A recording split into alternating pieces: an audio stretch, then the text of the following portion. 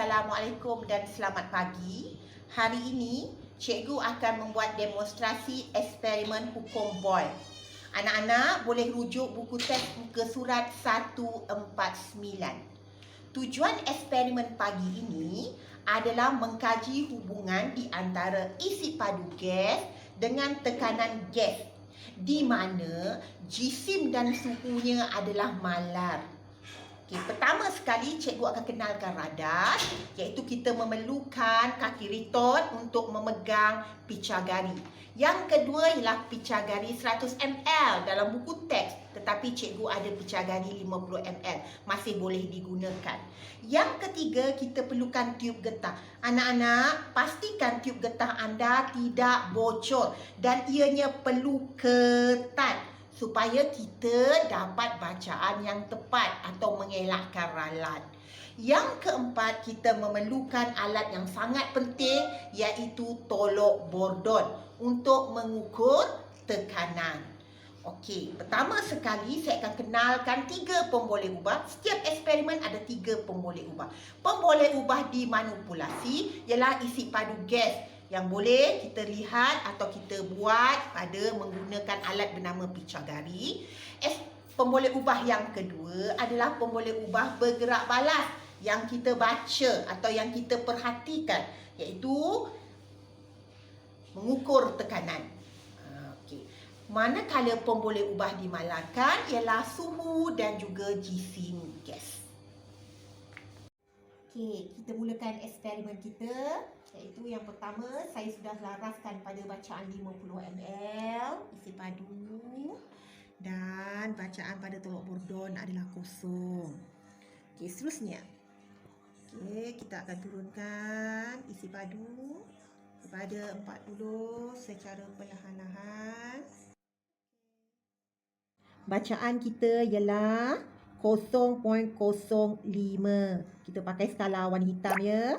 Seterusnya, data nombor 2, isi padu akan dikurangkan daripada 40 ke 30. Diturunkan secara perlahan-lahan sampai 30. Bacaan tekanan yang kita dapat adalah 0.1. darab 10 kuasa 5.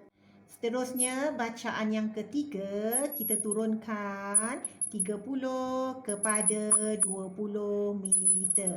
Okey, juga secara perlahan-lahan. Okey, nampak? Dapat 20 ml. Bacaannya adalah 0.3. Data yang kelima, iaitu daripada 20 ml. Okey, dah sampai 10 ya. Okey, yang kita dapat adalah bacaan 0.6. Seterusnya, hasil dapatan kita daripada eksperimen, kita akan masukkan ke dalam jadual. Langkah pertama kita membuat jadual ialah kolom pertama, kuantiti fizik dan unit. Okey, di sini saya tunjukkan kolom pertama pemboleh ubah dimanipulasi, isi padu, unitnya ml. Wajib ditulis. Okey, berdasarkan arahan buku teks, kita kena buat 1/V. Maka unitnya ml-1. Seterusnya, kolom ketiga adalah tekanan pada tolok bordon. Saya dah bagi simbol PX. Itu darab 10 kuasa 5 Newton meter negatif 2. Itu adalah unit tekanan. Manakala kolom yang terakhir ialah tekanan gas, sama dengan tekanan atmosfera tambah tekanan X. Unitnya masih lagi darab 10 kuasa 5 Newton meter negatif 2. Okey. Yang kedua, perkara yang penting dalam jadual, setiap data yang kita masuk mestilah konsisten. Okay, kita rujuk seperti 1/V. Bagaimana dapat 1/V? 1 bahagi 50. 0.020. Sehinggalah akhir 0.100. Didapati 3 titik perpuluhan. 3 tempat titik perpuluhan. Inilah maksudnya konsisten. Okey, untuk PX juga konsisten 2 tempat titik perpuluhan. Manakala untuk tekanan gas juga adalah 2 tempat titik perpuluhan, juga adalah konsisten. Untuk melakar graf, pertama sekali yang kita perlu ialah tajuk. Tajuk graf pertama ialah tekanan melawan isi padu. Yang kedua adalah paksi. Kita mulakan paksi Y. Paksi Y ialah pemboleh ubah bergerak balas. Tekanan. Unitnya ialah Newton meter kuasa negatif 2. Manakala untuk paksi X ialah isi padu. Unitnya mililiter. Seterusnya, kita perlu lihat skala. Kita mulakan dengan asalan. Pada paksi Y, saya mulakan 0.2. Kita tidak boleh guna angka ganjil. 0.2, 0.4 dan seterusnya 1.6. Manakala skala untuk paksi X juga tidak boleh menggunakan angka ganjil. Saya mulakan dengan 10 dan seterusnya ke 50. Ketika anda memplot graf, anda memplot data yang pertama, data kedua, data ketiga, data keempat, data kelima. Selepas itu, anda akan membuat hubungan graf. Hubungan graf ini ialah tekanan berkadar secara songsang dengan isi padu.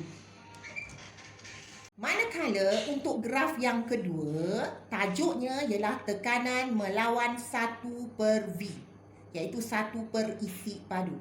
Seperti arahan saya, iaitu setiap paksi mesti ada tajuk dan unit. Paksi Y ialah pemboleh ubah bergerak balas tekanan. Unit darab 10 kuasa 5. Unitnya Newton meter negatif 2. Manakala paksi X adalah pemboleh ubah dimanipulasi 1/V.